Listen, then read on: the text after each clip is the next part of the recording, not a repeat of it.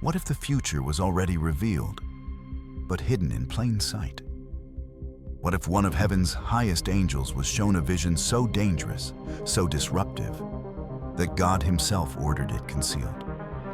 Gabriel is known as the messenger of divine announcements, the angel who spoke to Daniel, Mary, and Zechariah.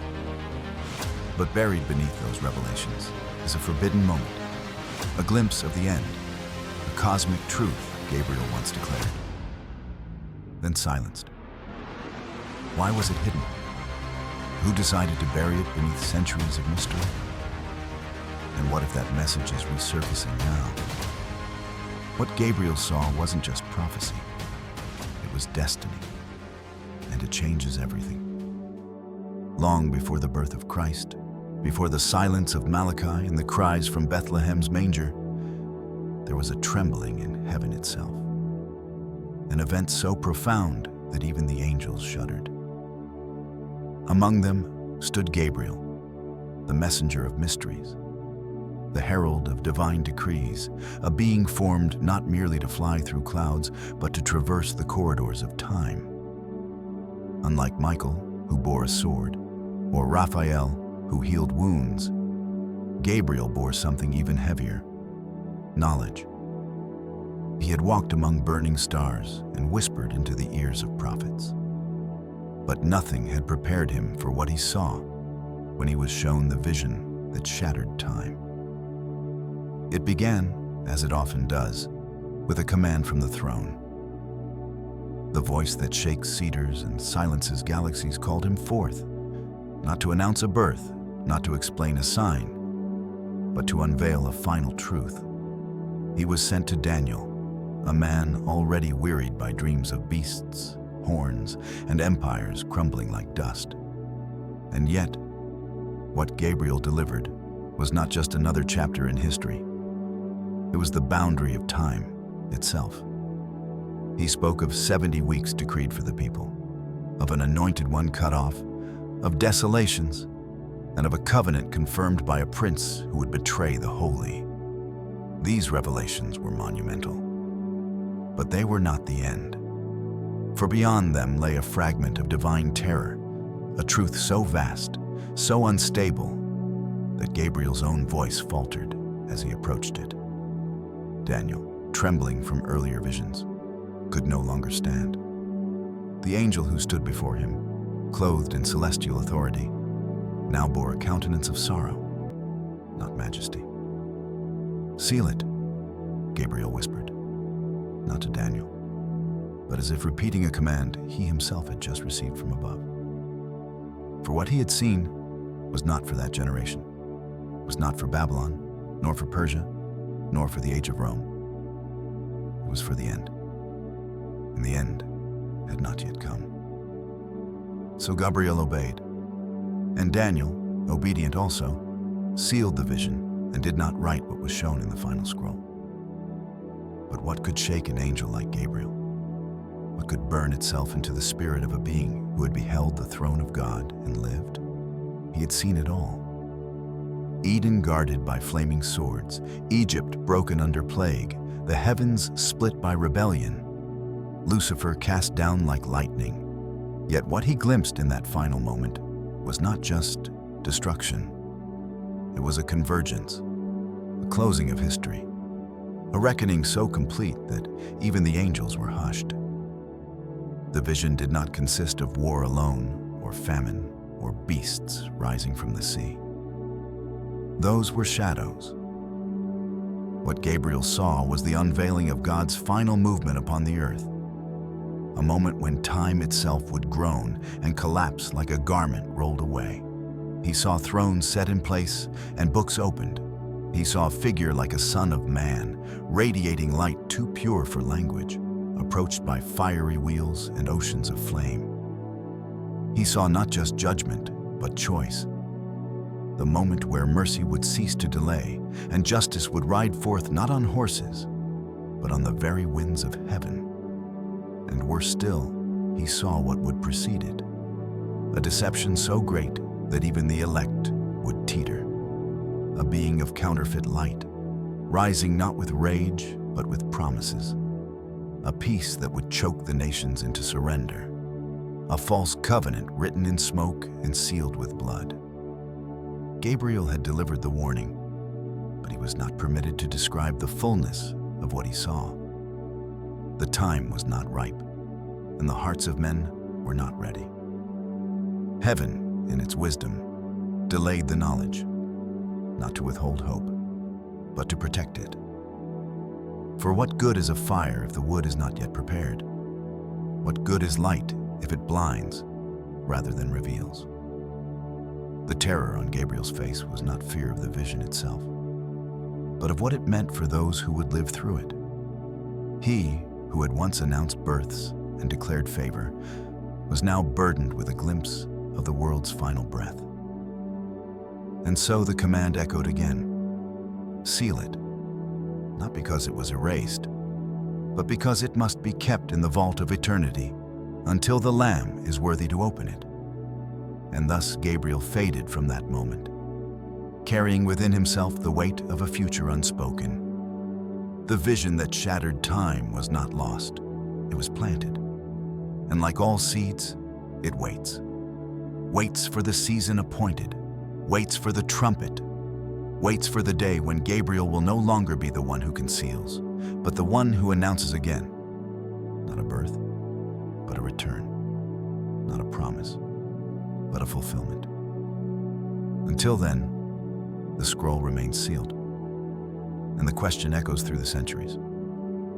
What did Gabriel see that mankind must never know too soon? And if it is to be known now, why now? Before we continue, if this content has blessed your life, like, comment, and share. Subscribe to the channel, and if you would like to bless the channel, click the Super Thanks button and leave an offering of any amount or become a member. That way, we can continue investing in research and improvements to bless your life even more. Now, let us return to the mystery that has echoed since eternity.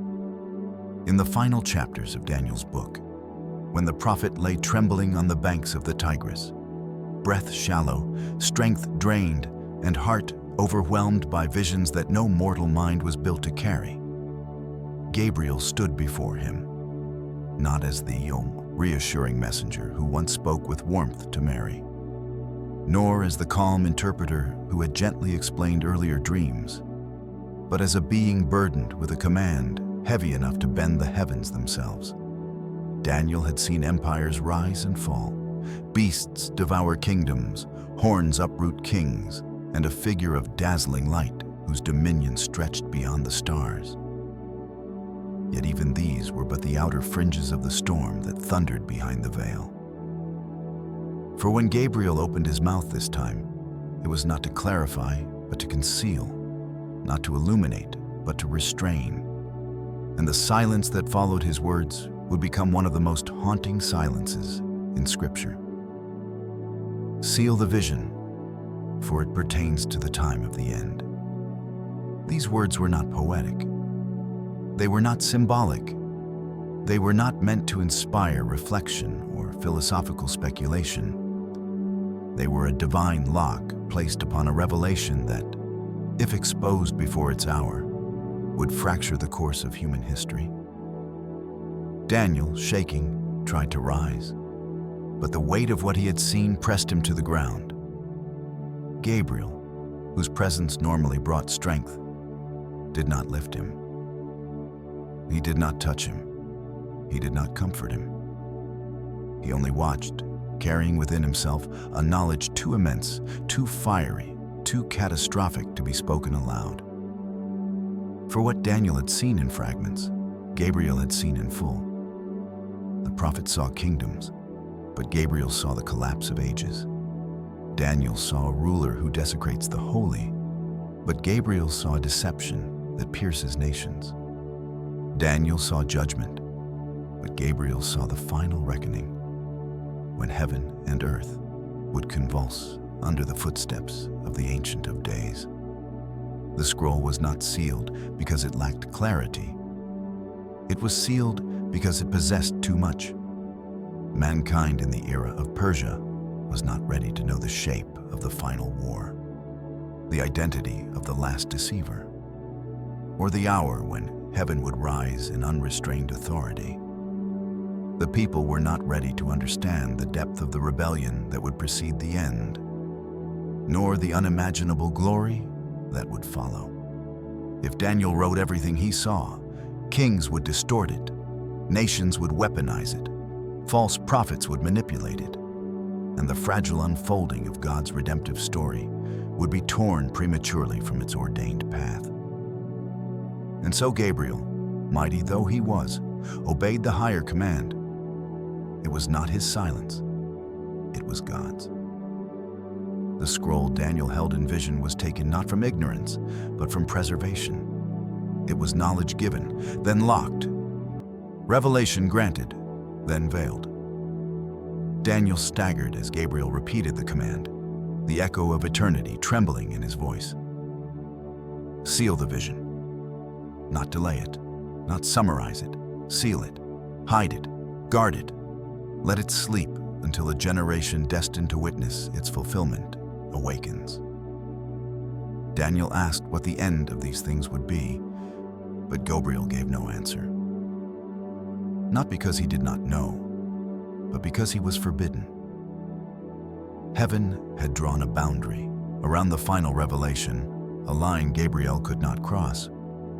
The angel who once explained beasts and timelines now closed his lips with divine restraint. And Daniel, exhausted, wrote only what he was allowed, fragments of a much larger catastrophe.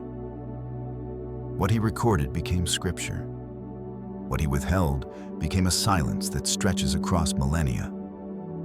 But why such secrecy? Why would a God who reveals himself choose to conceal his final plan? Because revelation is not merely an announcement, it is a burden.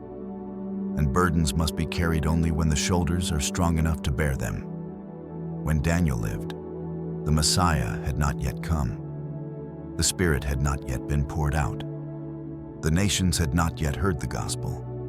The church had not yet been formed. To reveal the end before the foundation was laid would collapse the story before it began. So heaven waited, and Gabriel waited with it, holding within himself a vision that burned like fire. He had seen the rise of the final deceiver, the gathering of nations, the shaking of powers, both earthly and spiritual. He had seen the heavens opened and the throne awakened in judgment. He had seen the world's final night and its first eternal morning, and none of it could yet be spoken. Daniel, trembling, ink-stained and breathless, wrote the words he understood and obeyed the silence he could not break. The scroll was sealed, not by wax, not by ribbon, not by earthly material, but by the decree of the Almighty. It would remain sealed until another age, another prophet, another moment when heaven would open once more and declare, not seal it, but now let it be known. That moment would come centuries later on the island of Patmos, when a fisherman turned apostle would see what Daniel saw and more.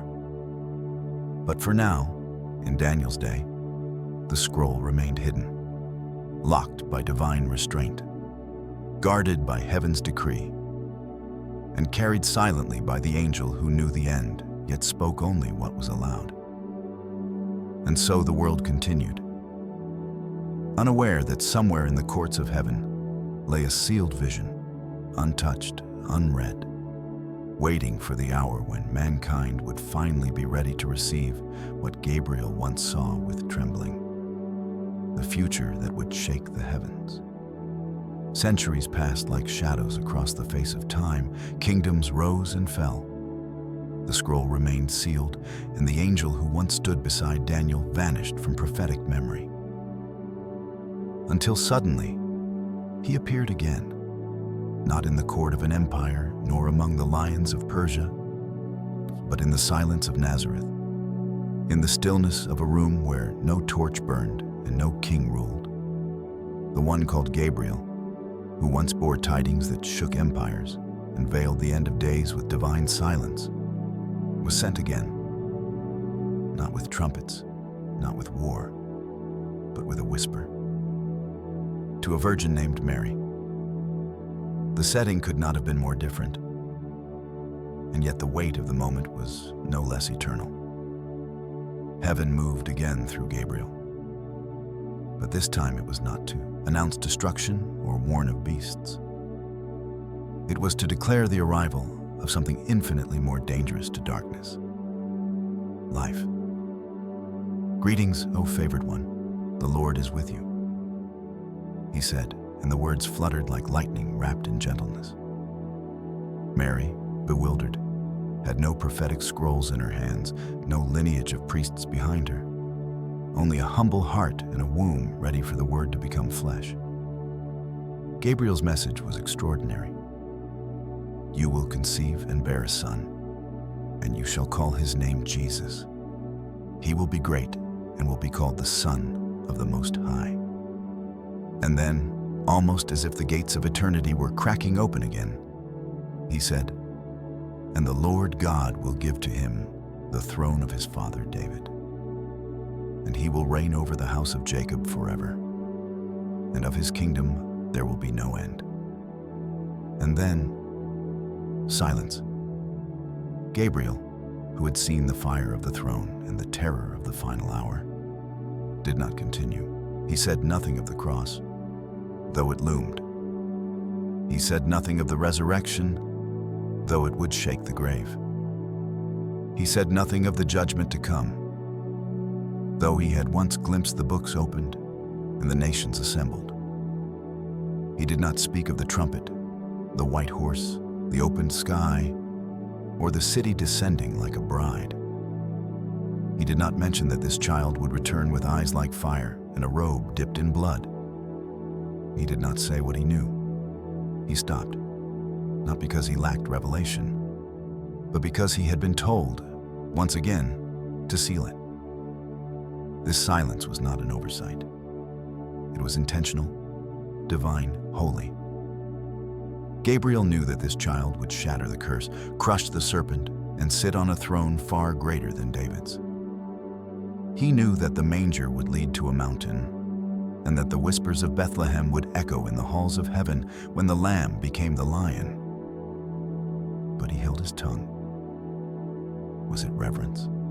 Was it awe so great that even an angel could not find words? Or was it the same command that once froze his lips beside Daniel? A command not to reveal too much too soon. For just as Daniel's vision was sealed for the time of the end, so too was Mary's understanding shielded for the fullness of time.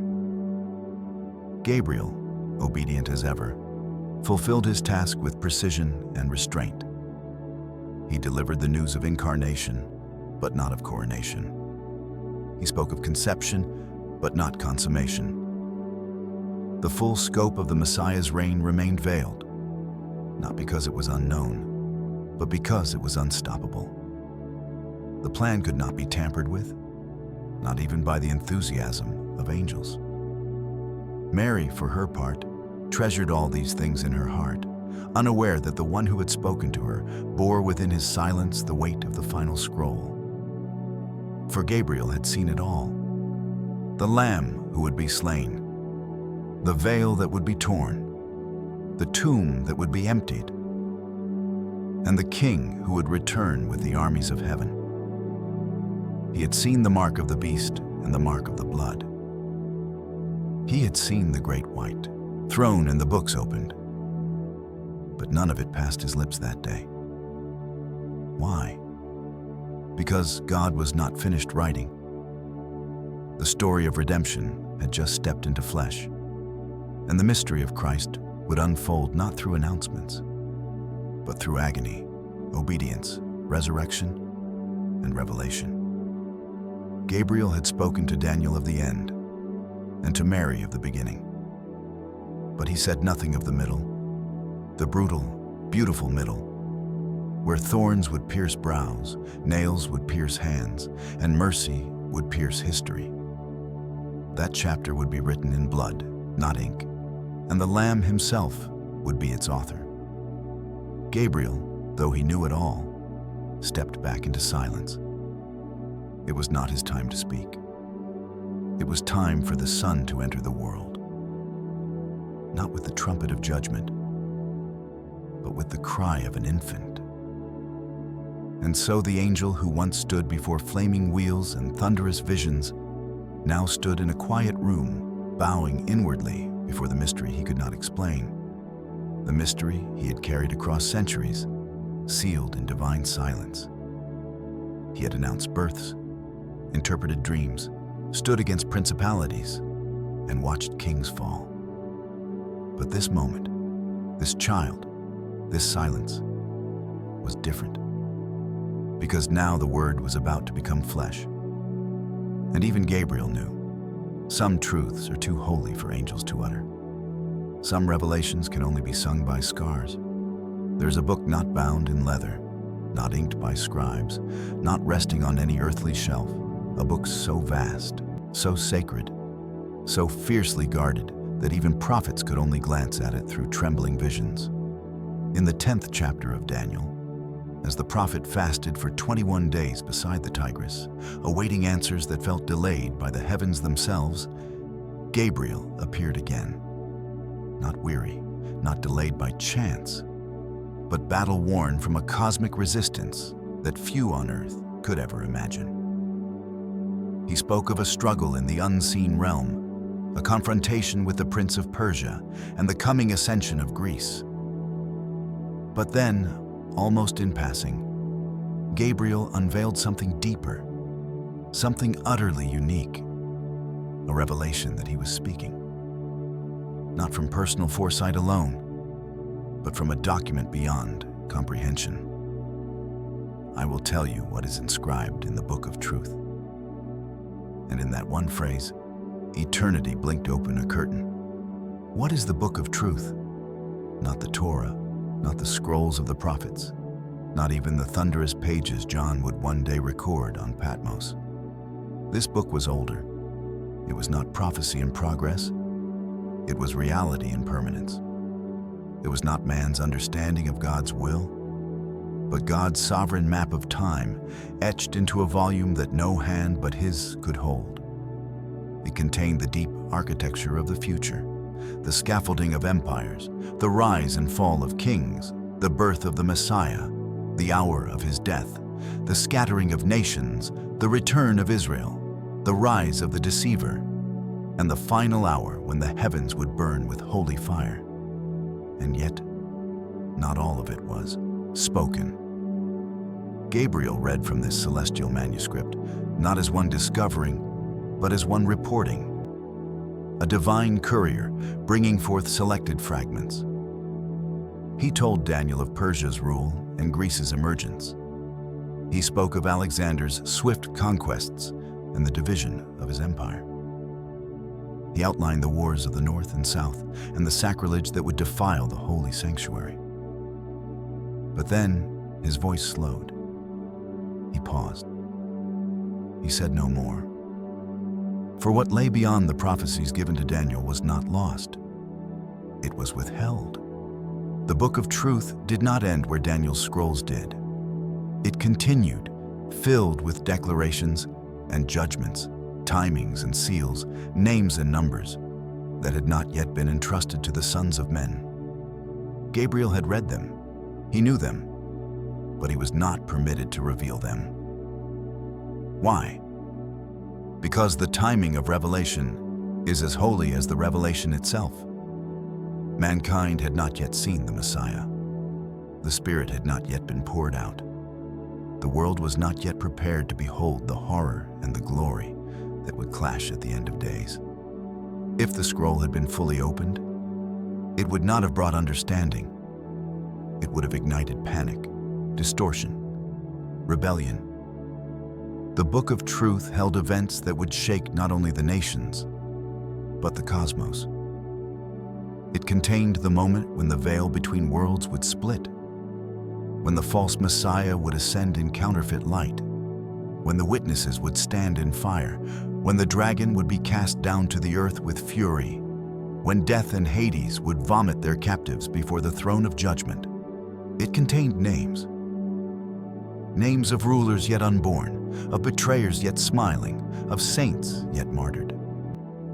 It held the keys of timing, the number of days before desolation, the seasons of unrest, the exact hour the trumpet would sound. And it carried secrets of alignment, how the spiritual realm would converge with the physical, how the war in heaven would spill into our reality, and how angels, long stationed in patience, would be unleashed in righteous fury. This book was not hidden because it was irrelevant. It was hidden because it was precise. Too precise. A blueprint too dangerous in the hands of those who would twist it. And so Gabriel, obedient to his commission, closed his mouth after what was allowed. What Daniel received was sufficient to anchor faith, to warn the faithful, to prepare the wise. But what he did not receive was what Gabriel continued to carry in silence. The book of truth, still open in heaven, still being fulfilled on earth, pulsed with the will of God, moving through history like unseen lightning.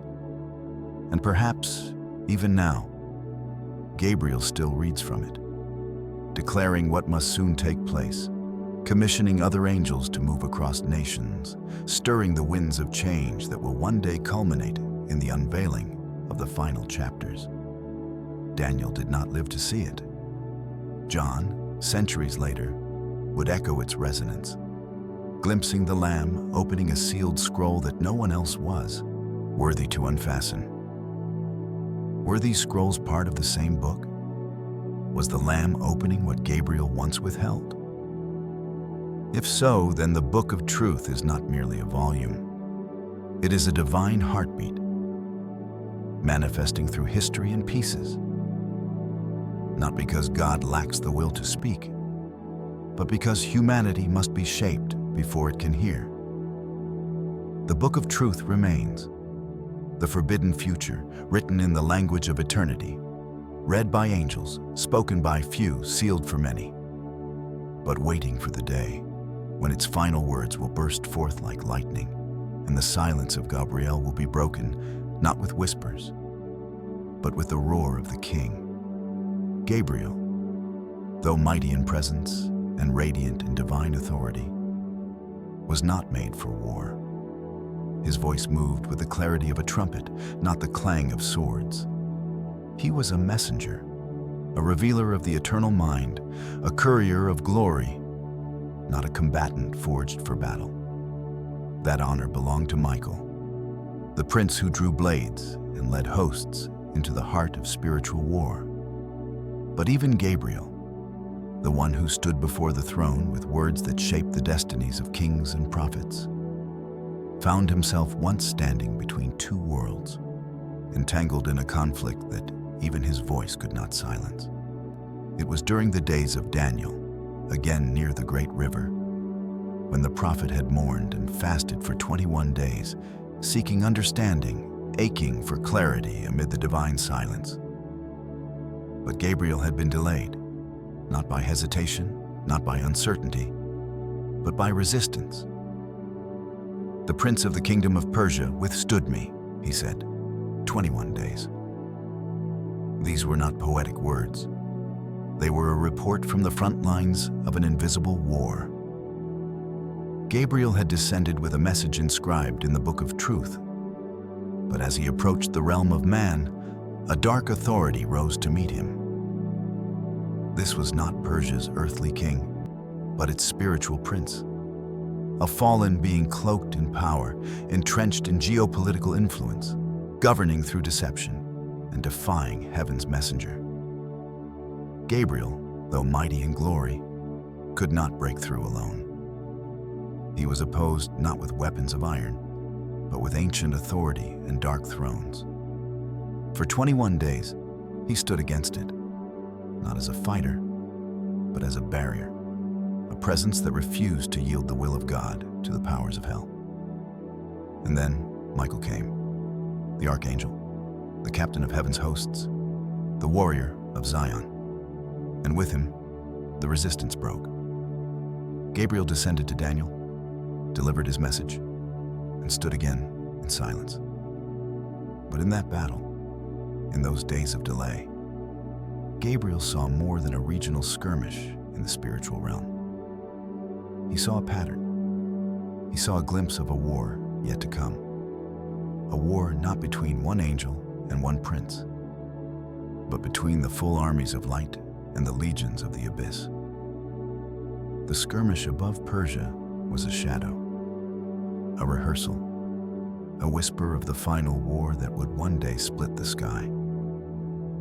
In that unseen realm where Gabriel lingered during those 21 days, he beheld movements far deeper than the affairs of men.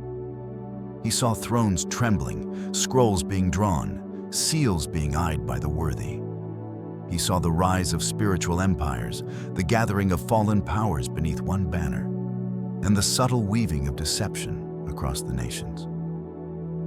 The resistance he faced was not just about Persia. It was about prophecy, about timing, about the delay of understanding so that a greater unveiling could come. And Gabriel, though victorious in that moment, knew the final confrontation would not be his to declare. Not yet. His role was to speak what he was allowed, to give the fragments, to deliver the shadows, to declare the rise of Greece, the desecration of the sanctuary, the suffering of the righteous.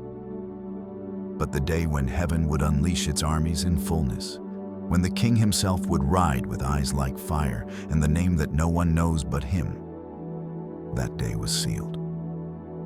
And Gabriel was not the one appointed to open it. He had seen it, yes, felt its tremor, tasted its fury, but he could not announce it. He had stood in the corridor of heaven's final movement and been told to wait. He had seen the ancient dragon stirring in the shadows, calling forth his generals, laying the groundwork for the greatest rebellion since Eden. He had seen nations prepared like offerings for the altar of judgment. He had seen the rise of a voice that would speak blasphemies with the mask of peace. But he could not speak at all, not yet. Because heaven operates not just in truth, but in timing, and timing is mercy. If the final war were announced too soon, the world would collapse under the weight of its own doom. So Gabriel, though he carried the knowledge, withheld the revelation. Even his battle above Persia was a silence, a moment where the heavens screamed, but the earth heard only the quiet hum of passing days. Daniel, the faithful prophet, never knew what wars were fought above his prayers. He never knew how close the veil had come to tearing. He only recorded what was spoken and what was not. And Gabriel, once more, returned to the realm of light, bearing a secret too immense for that hour. The war he could not prevent was not a failure. It was a prophecy, a storm stored in the treasury of God's justice, a reckoning sealed in mercy, a battle that would one day rage not in visions, but in reality. And when that day comes, it will not be Gabriel who stands in the gap. It will be the Lamb who opens the scroll, the Word who rides forth, the King who conquers not with delay, but with finality. Until then, Gabriel waits, not with a sword, but with silence. A silence that still guards the future. On the rocky, wind-scoured island of Patmos, the Apostle John, exiled, weathered, alone, looked up and saw heaven open. What followed would become the final book of Scripture, a cosmic unveiling that tore the veil between worlds and exposed realities that no man had ever fully seen. It began with golden lampstands and a voice like a trumpet. But soon the visions became far more than earthly symbols or poetic judgments. They became echoes, echoes of something older, deeper, once glimpsed by another prophet on the banks of the Tigris. And among the fire, the beasts, the plagues, and the scrolls, there stood one figure that has puzzled and captivated scholars for centuries. A mighty angel, robed in cloud, face shining like the sun, feet like pillars of fire, standing with one foot on the sea and one on the land, claiming dominion over both realms. In his hand was a little scroll, open yet unexplained. And when he shouted, 7 thunders answered with voices like the roar of judgment itself. John moved to write, as prophets always did when divine secrets spilled into time. But then a command thundered from heaven, clear and final. Seal up what the 7 thunders have said and do not write it down. The pattern had returned, a vision revealed, then silenced. Once again, the scroll was not withheld due to incompleteness, but due to timing. The thunders spoke, but the people were not ready to hear. The echo from Daniel's day had found its match. And the figure holding the scroll, many call him a mighty angel. Others dare to wonder if he is the pre-incarnate Christ. But what if it was Gabriel? The same messenger who once brought fire-wrapped knowledge to Daniel and then sealed it under divine instruction? The same one who spoke to Mary and stopped short of declaring the full future? The one who stood still while Michael warred and watched as time folded inward like parchment? What if this angel was not revealing something new, but returning to finish what he once began? The clues align. Gabriel was always the courier of sealed truth. He carried the book of truth, and now, centuries later, another scroll appears in his hand, this time not closed, but open. And yet its contents are immediately silenced. Not even John was permitted to transcribe it. And why? Because it was not yet the time for the thunder to be understood. The voices that roared when the angel cried out were not mere sound. They were declarations, secrets, perhaps even names and dates. The exact timing of the end, the keys to the mystery of lawlessness, the final blueprint of heaven's invasion. But the scroll was closed again, not by the hand of man, but by the voice of God. This silence was no accident. It was a protective act of divine restraint. The same mercy that kept Daniel from unraveling too soon now held John's pen still. Gabriel, if it was he, did not protest. He obeyed, as he always had. The seal of thunder now echoed the seal of fire. What the 7 thunders said is known only to the heavens, but they were real, and they were terrifying. John had heard them. He had been ready to write, to bear the weight of their message. But even he, beloved of Christ, was forbidden. And in that moment, the reader sees a pattern that stretches like a thread through eternity. Divine knowledge revealed in part, held in fullness, delivered in season. The book of truth had not ended. Its pages simply moved beyond what man could carry at that time. The angel raised his hand to heaven and swore by him who lives forever and ever that there would be no more delay. This was not a delay of time, but of revelation. The mystery of God would be completed, but not through the thunder. Not yet. Perhaps Gabriel, the witness of ages, had once again seen the moment when the fullness of wrath and mercy would collide. He had seen the Lamb step forward. He had watched the seals open, the bowls tip, the trumpets sound. But he still bore the weight of words not yet spoken. Words that, if heard too early, would blind more than they would enlighten. And so the silence remains.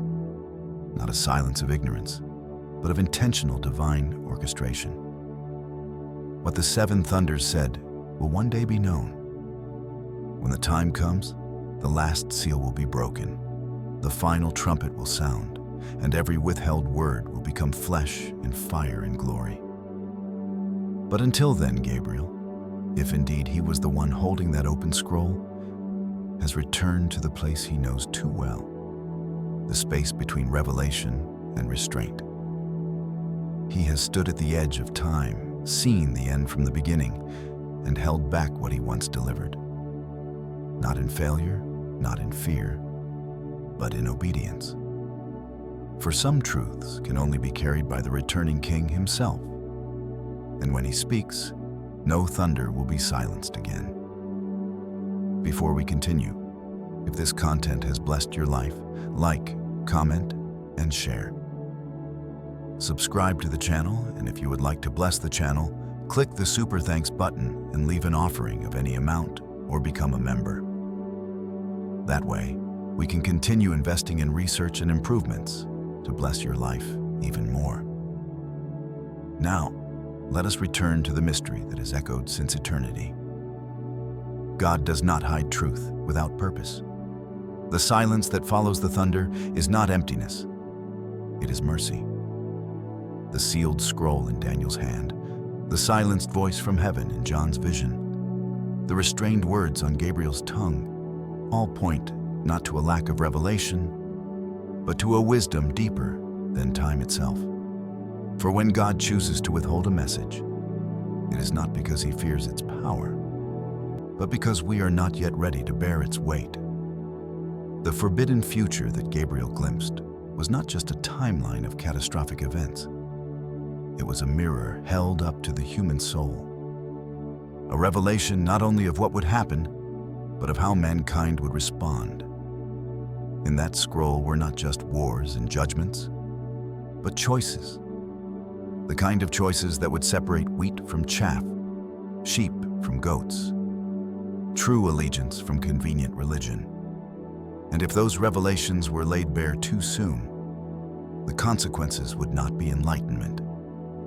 They would be distortion, prophecies misused, timelines weaponized, fear elevated above faith. Some would rush to build kingdoms in their own name. Others would surrender to fatalism, thinking the story already told leaves them no role to play. But silence preserves the urgency of trust. It keeps the heart awake. It forces a posture of readiness, not calculation. God, in his omniscience, knows the revelation is not merely information. It is invitation. And some doors can only be opened when the soul is willing to walk through them. The sealed message Gabriel carries is not a denial of knowledge, but a test of devotion. Will you believe when you do not know? Will you remain faithful when the details remain hidden? Will you trust the author even when the final chapter is unreadable? This is the mystery of divine concealment. To protect what is sacred until it can be received in holiness. For the final message is not just about what happens in the world, it is about what happens in us. It will expose every idol, every counterfeit loyalty, every compromise dressed in light. It will reveal who truly belongs to the Lamb and who only wore his name like a cloak. It will uncover hearts. That is why heaven waits. Not because it is uncertain, but because the appointed hour is not yet full. The bowl is not yet tipped. The number is not yet complete. The prayers of the saints are still rising. The harvest is still ripening. The Spirit is still calling, "Come." And so, the scroll remains sealed. The silence continues. But it is not the silence of absence. It is the silence before the storm, the pause before the shout, the holding of breath before the final note of the song that has echoed since Genesis. Gabriel stands still, watching, waiting, bearing in his memory the weight of the end not yet spoken. Because what he carries is not merely knowledge. It is the moment when all masks fall, all thrones are judged, and every secret is brought into the light of eternity. And when that moment arrives, it will not be delayed a second longer. The mystery of God will be finished. But until then, the silence remains. Not to torment, but to protect. Not to conceal forever, but to prepare.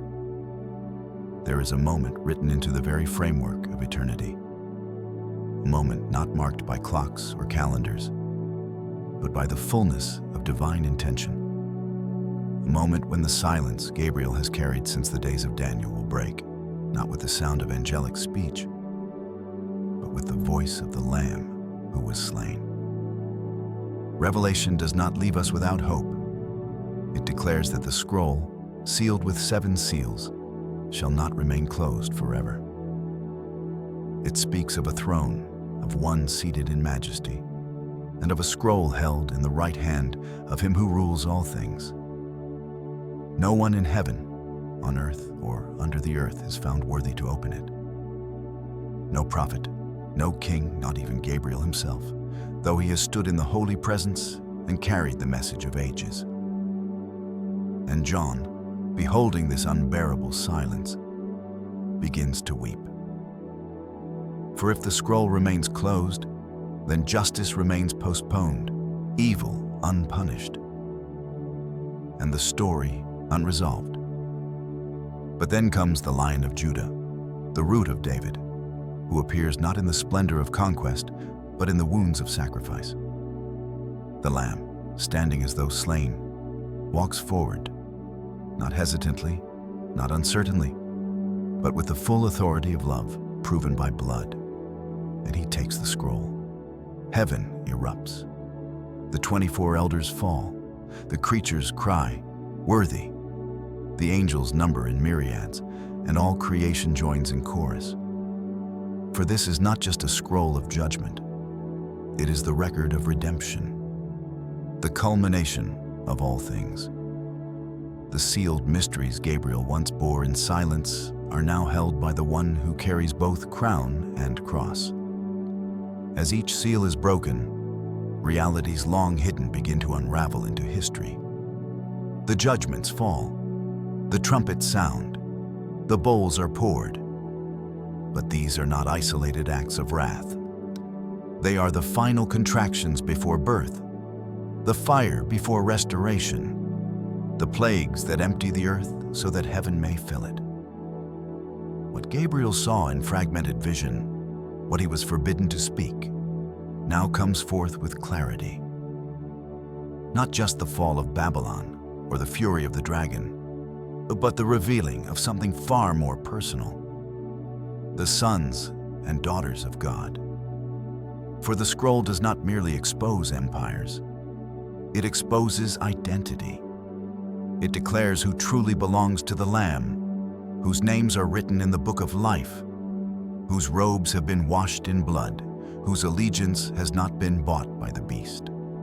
The silence of heaven breaks with the thunder of justice, the whisper of belonging. Gabriel, if he watches, as surely he does, will not need to speak. For the voice that now resounds is greater than his. It is the voice that called Lazarus from the grave, the voice that stilled storms and shattered tombs, the voice that said, "It is finished," and now says, "It begins." There will be no more delay. What was sealed for generations has come to its appointed hour. The trumpets do not warn, they declare. The seals do not conceal, they unveil. And the king does not return in secret. He rides in glory, with fire in his eyes and many crowns upon his head. Heaven is no longer silent. The mystery of God is no longer restrained. The time for interpretation has passed. Now is the time for fulfillment. And the scroll, long guarded in the hands of angels, long hidden beneath the thunder of sovereignty, now sings with the decree of the Lamb. The kingdom of the world has become the kingdom of our Lord and of his Christ, and he shall reign forever and ever. Gabriel, the silent witness of these things, stands not as the announcer, but as one who sees the story he once guarded now coming to its final crescendo. And in that moment, the centuries of silence make sense. The delay is vindicated. The concealment is revealed as mercy. And the Lamb, once whispered of in shadows, now rules in blazing clarity. This is the moment when the seal breaks, and nothing hidden remains in darkness. Gabriel's story, etched across millennia and woven through prophecy, annunciation, and silence does not end in confusion or obscurity, but in radiant surrender. From the first time he stood by Daniel and trembled under the weight of the forbidden vision, to the moment he declared the virgin would conceive, to the silence he held while thunder roared in John's ears, Gabriel has not been the author of the message, only the steward. He was never the source, only the servant. And in the end, even the greatest messenger must step aside when the true word speaks. Gabriel, who held secrets like fire sealed in his wings, who watched kingdoms rise and fall while bearing scrolls too dangerous to unveil, who stood still while heaven shifted and waited while mankind wondered, now takes his place among the multitude who fall before the Lamb. For now, the silence is broken, not by Gabriel, but by Jesus. The Christ who once came in hidden glory now returns in unveiled majesty. The one whom Gabriel announced in whispers now rides with thunder in his voice. And what the angel could not speak, the Son now proclaims with fire and light. Jesus does not need to open scrolls cautiously. He is the scroll. He is the Word made flesh. The mystery of time does not unravel through interpretations or angelic explanation. It opens through the nail-pierced hands that have held the keys of death and life since Calvary. Every sealed vision Gabriel once bore with trembling is now fulfilled not in part, but in wholeness, because the Lamb has taken his throne. Every silent thunder that once rumbled behind Gabriel's lips now crashes through eternity in the form of a king whose voice shakes heaven and earth. Every concealed prophecy, every hidden war, every delay ordained by the wisdom of the Father is now seen in perfect clarity. The kingdoms of this world have become the kingdoms of our God and of his Christ. Gabriel, the messenger of mysteries, now watches as the last page turns, not by his command, but by the one who was and is to come. The future is no longer a sealed secret. It is a person. It is the risen Christ, whose eyes see beyond time and whose robe bears the blood of mercy fulfilled. The scroll once sealed in Daniel's trembling hands now rests open before the throne, not as a warning, but as a testimony. And the voice that reads it does not stammer. It roars. Gabriel's silence was never failure. It was faithfulness. It was the obedience of one who knew that angels were not meant to finish the story. They were only to carry it until the author returned. And now that he has, every mystery is manifest. The veil is torn forever. The sealed scroll is opened forever. The silence is ended forever. And the name above every name resounds in the heavens as the final word. Jesus, King of Kings, Word of God, the Lamb who speaks not in fragments, but in fullness. The future is not coming, it has come. And in that day, when every angel bows and every elder casts down their crown, Gabriel will kneel too, not as a servant dismissed, but as a herald fulfilled. For his silence preserved the glory that only the Son could reveal. And now that glory shines, not through Gabriel's message, but through the Lamb himself.